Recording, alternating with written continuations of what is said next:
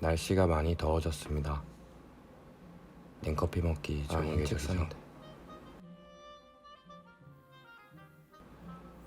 오늘은 떠오르는 전 세계인들의 교양 취미, 안닦인 기계식 키보드를 커스텀하는 날입니다. 지금 사용하고 있는 키보드를 한층 업그레이드 해주는 스위치 윤활부터 스테빌과 보강판 튜닝, 흡음재 추가 등 누구나 할 수 있는 커스텀에 대한 이야기를 해보려 합니다. 이번 영상을 도와줄 친구는 아콘의 알루미늄 키보드 리얼 FX 다이킨 모델입니다. 협찬은 아니고 예전에 샀는데 오늘을 위해 까먹고 있었습니다. 이 모델은 하스압 기판을 지원해서 사용자가 직접 조립을 할 수 있기 때문에 프로알로 키보드 입문자들에게 추천되는 대표적인 모델 중 하나였습니다. 지금은 단종 절차가 진행되는지 재고가 넉넉하지 않지만 슈퍼루브를 주는 국내 키보드 시장도 점점 커지는 만큼 앞으로도 비슷한 모델들이 계속 출시될 것 같습니다. 리뷰가 아니니까 자세한 건 패스하고 바로 커스텀을 해보겠습니다. 여러분이 사용 중인 키보드는 핫스왑을 지원하지 않는 솔더링 타입일 수 있습니다. 솔더링 타입은 공식적으로 스위치 교체를 지원하지 않기 때문에 납땜을 제거하는 과정인 디솔더링 없이는 커스텀이 어려운 편입니다. 만약 디솔더링을 할 수 있는 분들이나 아직 조립이 되지 않은 커스텀 키보드를 갖고 있다면 영상에서 사용한 핫스왑 키보드와 동일한 방법으로 커스텀을 할 수 있습니다. 먼저 스위치와 키캡을 체결해서 어떤 상태인지 확인을 해보겠습니다. 사용한 스위치는 순정 체리 또욱축입니다.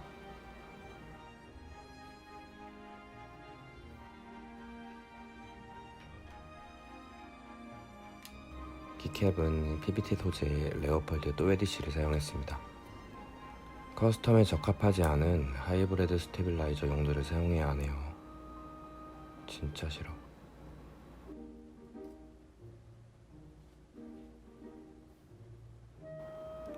순정 상태에서는 키보드를 체크하기 좋습니다. 어떤 소리가 거슬리고 어떻게 바꾸고 싶은지 확인할 수 있어서 키보드를 열어보기 전에 먼저 순정 상태로 사용해보는 것을 추천합니다.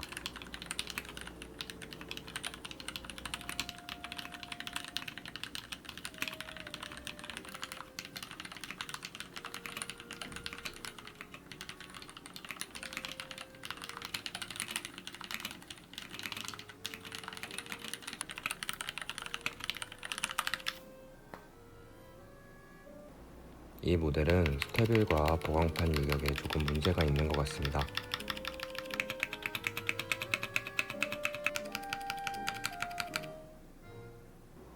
스위치와 키캡을 모두 제거하고 하우징을 분해하면 커스텀을 시작할 수 있습니다.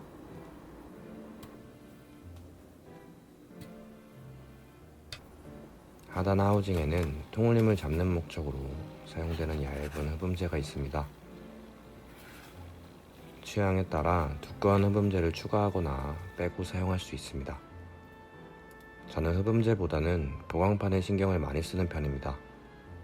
특히 스테빌 유격과 보강판 편차로 발생하는 소음에 민감해서 여러가지 방법으로 흔들림을 최소화하여 사용하고 있습니다. 일반적으로 많이 알려진 스테빌라이저 테이핑 방법은 분해 없이도 유격을 잡을 수 있다는 장점이 있지만 100% 완벽하게 잡는 것은 매우 어렵습니다. 그래서 이번에는 유명 공방의 노하우로 알려진 글루건을 사용해서 스테빌 유격을 잡아봤습니다. 집 근처 다이소에서 3,000원짜리 글루건을 사왔습니다. 5,000원짜리도 있었는데 아직 구독자가 5,000명이 안 돼서 못 샀습니다. 글루건을 사용하기 전에 먼저 스테빌에 키캡을 끼워서 눌러줍니다.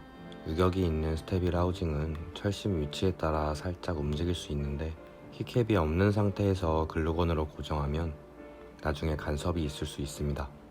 글루건은 보강판과 스테빌 하우징 사이에 대충 잘 발라줍니다. 어차피 안 보이는 부분이니까 예쁘게 안 해도 됩니다. 키보드에는 처음 써보는 거라 조금 걱정했는데 생각보다 잘 된 것 같습니다.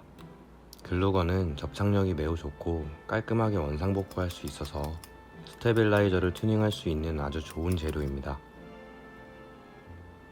혹시 마음에 들지 않는다면 손으로 살살 강하게 밀어내는 방법으로 보강판에 손상 없이 깔끔하게 떼어낼 수 있습니다.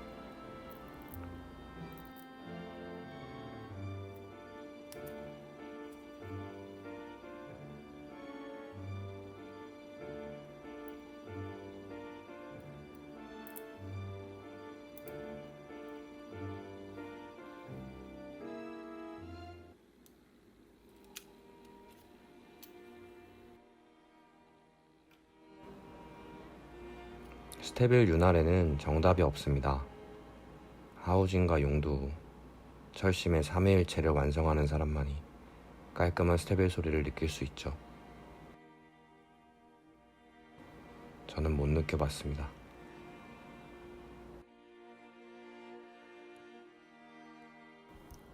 윤활이 모두 끝났다면 다시 보강판에 스테빌을 장착해줍니다.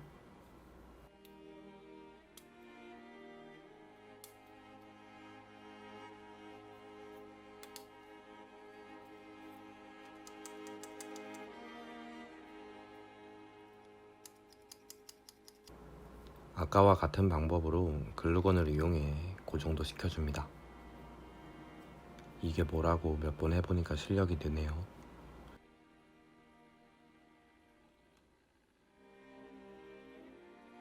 이제 커스텀의 가장 기본이자 시간과 정신의 방을 만들어주는 스위치 윤활을 해야 할 차례입니다.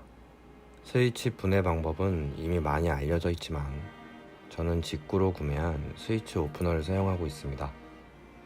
국내에서도 구매처가 있으며 가격은 3만원 정도 합니다. 스위치를 넣고 살짝 눌러주면 하우징을 분리할 수 있습니다.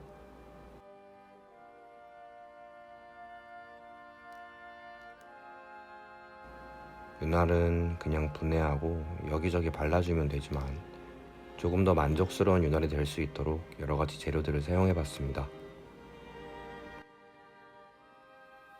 사실 윤활은 그냥 붓이랑 윤활제만 있어도 됩니다. 굳이 뭐 오프너, 슬라이더 피커, 정밀 핀셋 같은 거 없어도 됩니다. 하지만 키보드 유튜버는 있어야 합니다. 그래도 좀 더 버라이어티한 차이를 주기 위해 기존 흑축의 키압보다 낮은 줄프링 70g을 사용했습니다. 가볍게 쓸 거면 그냥 적축이나 황축 쓰면 되지 왜 흑축 쓰냐고 하신다면 슬라이더의 색상에 따라 서걱임이 조금씩 다르다고 합니다. 저는 잘 모르겠는데 리니어 덕후들의 정보라서 그냥 믿고 있습니다. 라떼는 이런 거 없었다. 윤활제는 역시 여느 가정집에서 볼 수 있는 현대인의 생필품 크라이톡스 105와 205를 사용했습니다. 기존 스프링은 따로 잘 보관해주고 새로운 스프링으로 교체해줍니다. 어디서 시작된 건지 모르겠지만 스프링 윤활을 봉지에 넣고 흔드는데 개인적으로 별로 추천하지 않습니다. 조금 귀찮더라도 직접 붓으로 윤활하는 게 훨씬 효과가 좋습니다. 서걱임을 최소화하고 싶다면 하우징에도 윤활을 하는 게 좋습니다. 너무 많이 마르면 찌걱임이 있을 수 있으니 뭐가 묻었나 싶을 정도로 해줍니다. 역수는 분해의 조립인데 하우징을 닫기 전에 스위치 유격을 줄여주는 필름도 넣었습니다. 이런 아이템들의 구매처는 초록창에 조금만 검색하면 다 나옵니다. 물어봐도 안 알려줄 겁니다. 이 짓거리를 87번 반복합니다. 풀배열은 100번 넘게 해야 하죠. 한 10개 정도 하다 보면 언제 다 하나 싶은데 막상 하다 보면 하루 종일 걸립니다. 오프너가 없더라도 이런 핀셋을 이용하면 스위치를 쉽게 열 수 있습니다. 3만원짜리 알루미늄 덩어리 따위. 여유가 되신다면 꼭 사세요. 엄청 편해요.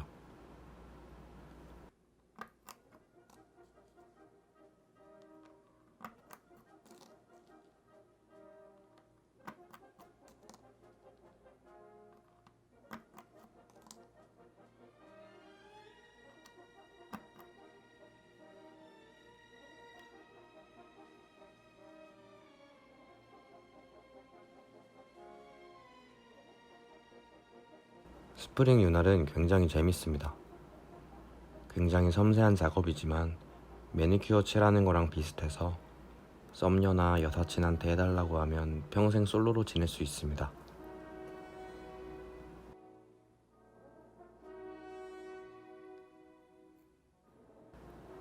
윤활 순서는 하단 하우징, 스프링, 슬라이더 순으로 하는 게 편합니다.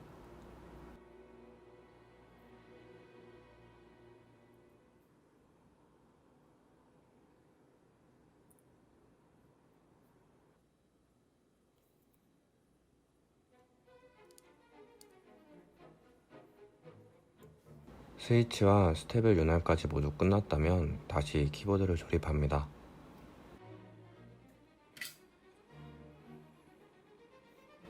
하우징을 모두 닫기 전에 보강판, 스위치, 스텝의 상태가 마음에 드는지 확인합니다.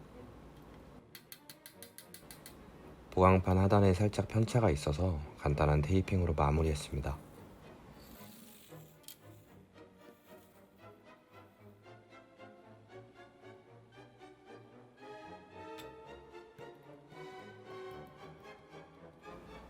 이제 윤활한 스위치를 체결하고 사용하고 싶은 키캡을 올리면 되는데 매번 똑같은 PBT 키캡만 쓰는 것 같아서 이번에는 새로 산 ABS 키캡을 사용해봤습니다. 키보드계의 교복으로 알려진 GMK 블랙이색 키캡입니다.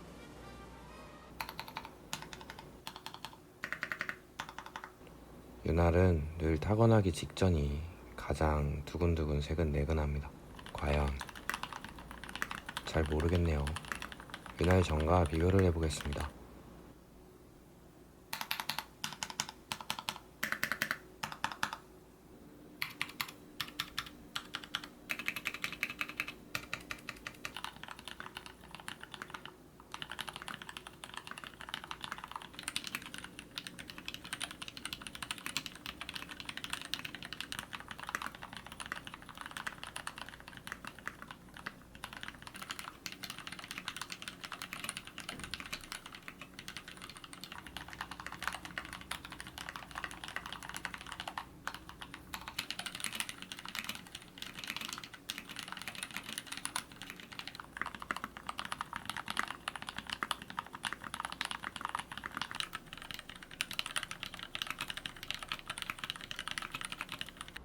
구성품을 변경하지 않고 기본 구성품을 튜닝해서 사용했더니 완벽하게 마음에 들진 않지만 제법 괜찮은 소리를 들려줍니다.